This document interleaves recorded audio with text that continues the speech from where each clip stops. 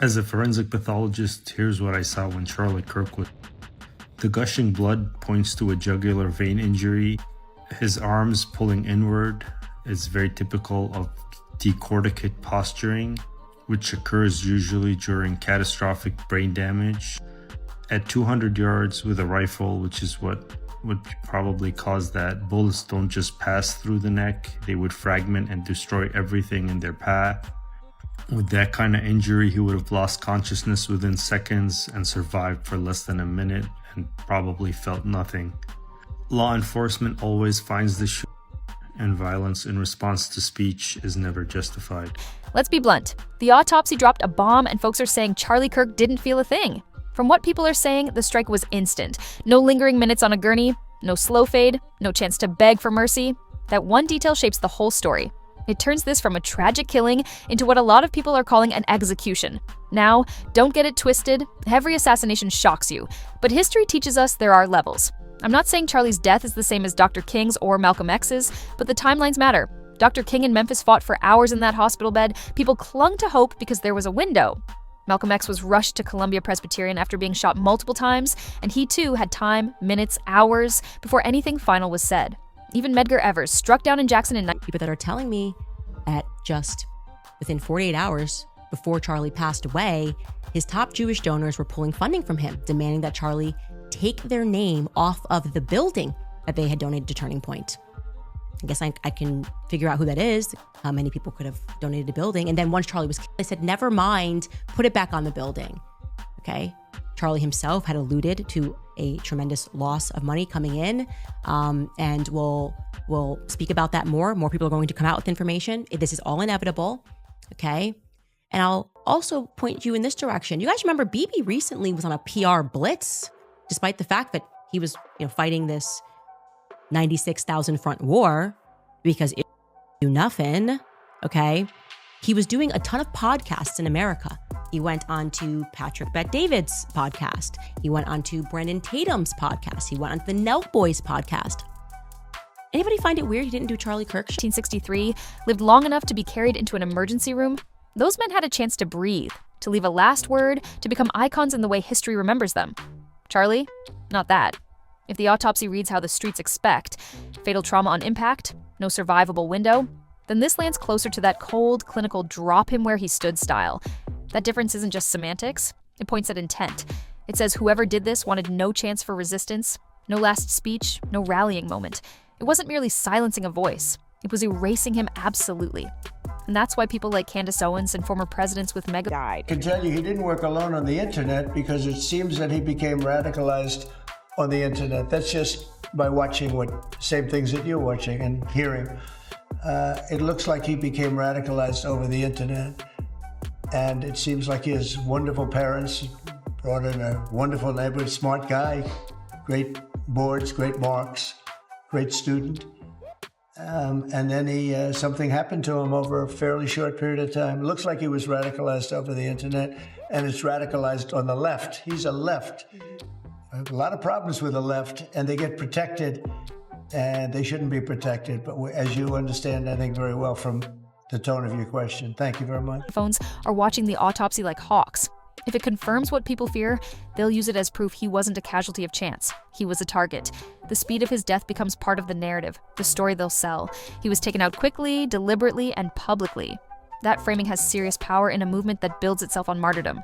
Even before the body cold, rumors were flying about donors pulling out, about pressure from the top.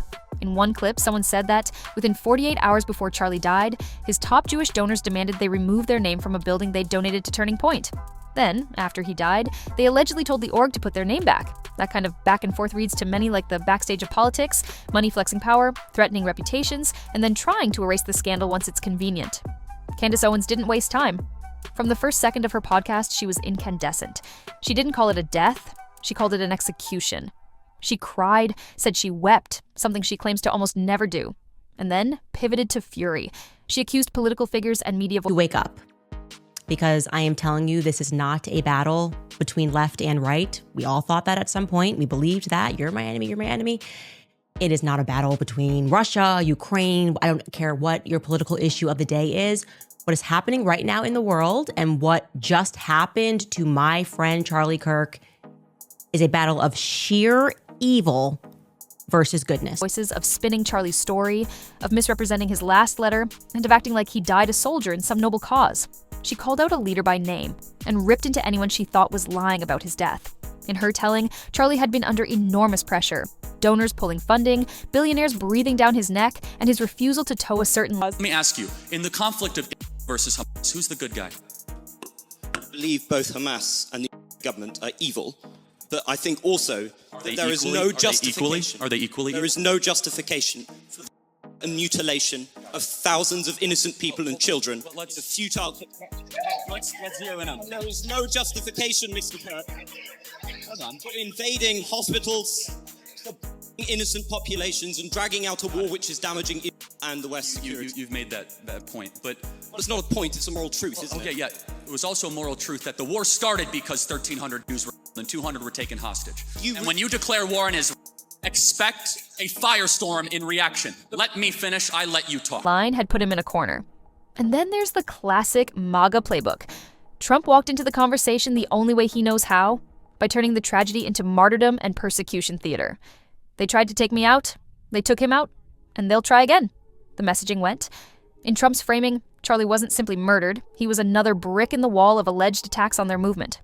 A campaign image splashed his face with US and Israeli flags, and the conspiracy engine spun up faster than a trending hashtag. For Trump's camp, Charlie becomes proof of a targeted campaign against their people. So you've got two megaphone narratives running together and drowning out most of the nuance. Ben, some people would accuse of wanting to ethnically cleanse. Some people in the government are saying, again, it's all over the place, right? You have opinions all over. In your opinion, what would a good outcome 5 years from now be, and how does one respond to the claims of ethnic cleansing? So ethnic cleansing, the idea, presumably, that population movement is equivalent to ethnic cleansing. I think ethnic cleansing is a term that's been fairly recently coined to describe population movement during war. And the reality is that's been ongoing for literally all of human history. The idea that is, quote unquote, forcing people out of the Gaza Strip, that is not the stated policy of the government. The idea is if people want to leave, they can, but they're not being forced to leave. Candace cranked the volume on betrayal and conspiracies. Trump turned Charlie into an emblem of political victimhood. Mainstream outlets largely foregrounded Erica Kirk's widow's moving plea not to let Charlie's mission die. But on social media, it was Owens' fury that truly lit up timelines. Rage, defiance, the promise of exposure. She wasn't just grieving, she was staking a claim to the legacy and daring anyone, donor, or politician to contradict her. Now let's talk motive, cause, and the whispers that have the blogs popping off. A theory circulating hard is that Charlie crossed someone he shouldn't have, that he stepped off script. For years, he was presented as one of the most vocal defenders of that blue country in the Middle East, fundraising, rallying, hyping their government and their strategic relationship with the US. He was the golden boy for the cause, the smiling, front-facing figure for donors who wanted loud support on campuses and on stages. But something shifted. Over the last year, his tone softened in some spots and sharpened in others. However, and I will say this, the behavior by a lot, both privately and publicly, are pushing people like you and me away. Not like we're gonna be pro-Hamas, not like we're gonna, but we're like, honestly, the way you are treating me is so repulsive. I have text messages, Megan, calling me an anti-Semite. He stopped only echoing talking points and started asking harder questions. He platformed guests who didn't always toe the previously prescribed narrative. To donors and allies who expected loyalty, even a small crack looks like betrayal. And then, days before his death, he sat with Ben Shapiro for an interview that people now say got tense. In hindsight, that sit-down looks almost prophetic. Charlie pressing on policy, influence, and money flow, asking who benefits. Folks replay clips and say, yep, that's when he signed his own check. There's also the pattern: donors threaten to pull funds, then beg to be reattached once a scandal is convenient to clean up. There are stories of voices being deplatformed or cut off after criticizing the powerful. In this light, Candace's arc, claiming billionaire pressure and daring to expose names, dovetails into the conspiracy narrative. Pair that with the instant style of the killing, and the streets smell a warning shot. Step out of line, and you could be made to disappear. But hold on. What if there was no grand plan? What if someone just snapped? One man, one violent act, no strings pulled by billionaires or foreign actors? Even if that's the whole truth, perception has already outrun proof. In our era, narratives harden into facts for millions before autopsies and timelines are even published. Candace and Trump have already framed this as an execution, and once that framing anchors in the public mind, the details don't matter as much. Perception becomes reality, and the conspiracy theory machine fuels itself on the vacuum of immediate answers. This is also a classic power play. Remove the brand's face, and suddenly there's a throne to fill. Turning Point was more than a campus group. It was a polished, donor-backed apparatus with Charlie at the center. Lose the charismatic leader, and you create a void. Who benefits? Donors who want a more pliable face. Influencers who have been waiting for their turn. Political heavyweights who'd rather steer the ship than watch it go rogue. Candace shouted about people sliding into Charlie's chair. And that wasn't just metaphor. It was an early warning shot. And the sting? History proves betrayals cut close. Julius Caesar didn't die from strangers. He died from the knives of senators he trusted. Power attracts backstabbers. The same dynamic plays out here. The Judas question. Who benefits most from Charlie's silence? Will never stop fueling the rumor mills. Even rational people find themselves wondering when the vultures started circling and which resumes the tributes really were. At the end of the day, this story fractures into two big truths that can exist at once: the raw human tragedy of a life ended far too soon, and the political theater that will immediately swallow that tragedy whole. People who loved him grieve. People who feared losing influence scheme. Candace vows to guard his legacy while pointing fingers. Trump turns him into a martyr.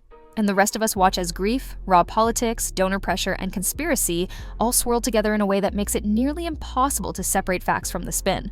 So, whether it's a single violent act or a cold, calculated removal, one thing's clear. In today's political climate, silence creates opportunity, and the narrative that sticks, execution, assassination, martyrdom, will do more than shape the headlines. It'll redraw alliances, rearrange funding, and give fresh life to every suspicion people already had about money and influence in conservative spaces. The autopsy might eventually tell us technical details about the wound, but public memory will be shaped long before that report. By tears and fury, by bold claims and louder retweets, by people staking their flags on Charlie's grave. If you're trying to parse it as a political fight, don't let the moral clarity fool you. This isn't simply left versus right anymore.